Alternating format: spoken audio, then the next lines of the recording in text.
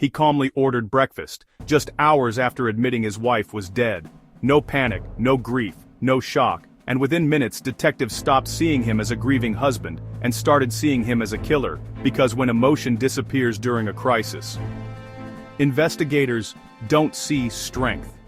They see control. Today you're going to watch this interrogation the way detectives do, noticing the behavioral signals most people miss. Stay with me, because halfway through this interrogation something happens that completely flips the case, and almost nobody sees it coming.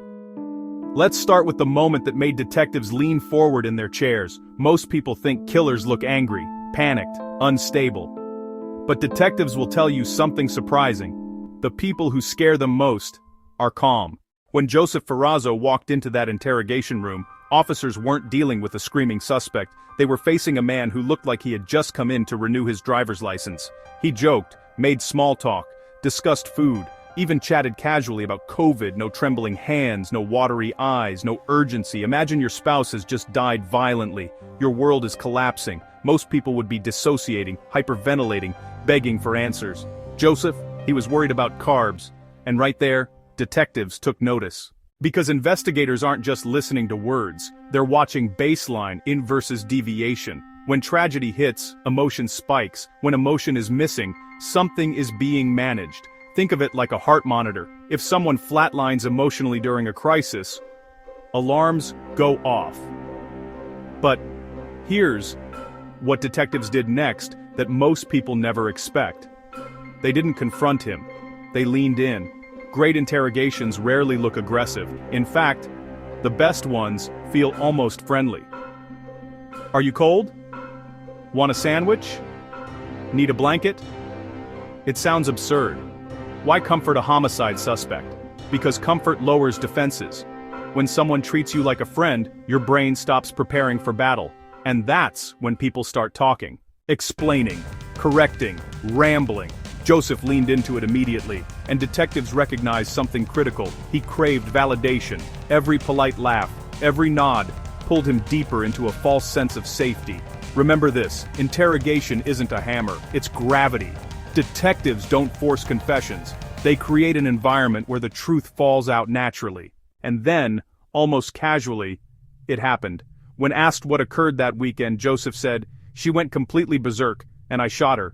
No hesitation, no emotional break, just a sentence dropped into the room like it weighed nothing. At that moment, the interrogation was effectively over. Everything that followed was about proving it. But detectives still had one massive question. Was this self-defense, or something far darker? The next hour answered that. Liars rarely collapse all at once. They leak. Joseph described being attacked, threatened, hit with a candle.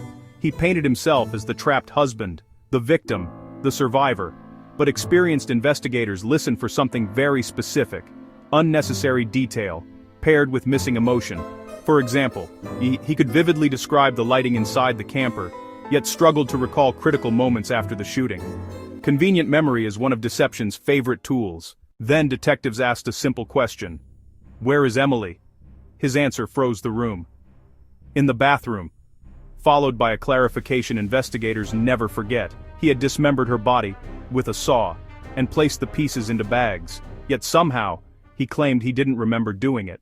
Let that contradiction sink in. You don't forget something that physically demanding. Memory doesn't erase trauma, it burns it in, unless the memory is inconvenient, and detectives knew exactly what they were hearing, not confusion, control. But Joseph was about to make an even bigger mistake. One that prosecutors would later build their entire case around. Here's a rule investigators trust more than almost anything. Post-crime behavior reveals intent. If a shooting is truly self-defense, people call 911 immediately.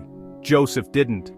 Instead, evidence showed he bought tools, cleaned the scene, texted her phone, lied about her location, had breakfast with family, and planned to dispose of the body.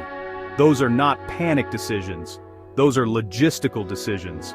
Think about the mental clarity required to eat pancakes while your wife's body is hidden nearby. That isn't shock, that's compartmentalization. Elite detectives watch for this because emotions are messy, but planning is precise, and precision implies awareness. By now, investigators weren't asking if he did it, they were asking why. The answer surfaced later in court, and it was disturbingly simple: ego. During trial, Joseph tried a different strategy. He cried, paused dramatically, swallowed hard. But something strange happened the moment cross-examination began. The fragile husband vanished. Suddenly he was sharp, steady, defiant, almost irritated. It was like watching an actor forget which character he was playing. And juries noticed that. One of the most powerful moments came when prosecutors highlighted his selective amnesia, while presenting receipts, messages, and video that contradicted him. Then came the question that shattered the performance. You lie, don't you? Yes, I have lied. Game over, because credibility in court is like glass. Once shattered, it never fully repairs. Experts later argued the murder wasn't driven by fear, but by wounded pride. When his young wife challenged him, rejected him, threatened his identity, his ego couldn't absorb it. And for certain personalities, ego injury feels like annihilation, so they choose control, permanent control. Now, let's bring this full circle. Remember the beginning. He showed no emotion. Detectives are trained to recognize 3 silent alarms: emotional flatlining, when feelings don't match the situation; over-explanation, when someone talks more than truth requires; control composure, because real trauma is chaotic, but manufactured calm is structured. Joseph triggered all 3 within the first hour. Not because detectives are psychic, but because human behavior leaves patterns. Always. Today you saw how investigators recognize danger long before the full confession, why a lack of emotion can be more alarming than rage, how kindness becomes an interrogation strategy, why post-crime behavior exposes intent, and how fragile performances collapse under pressure. The scariest criminals aren't always the loudest. Sometimes, they're the calmest person in the room. And if this case unsettled you, the next one will stay with you even longer. Because some people don't just hide their guilt, they hide it behind charm. So convincing that entire communities trust them. In the next video, Faces of Evil, the minds that fool everyone, I'll show you how the most deceptive personalities operate, and the microscopic signals they can't completely conceal. You won't look at nice people the same way again. This is Mind After Dark. Subscribe to observe the human condition with us.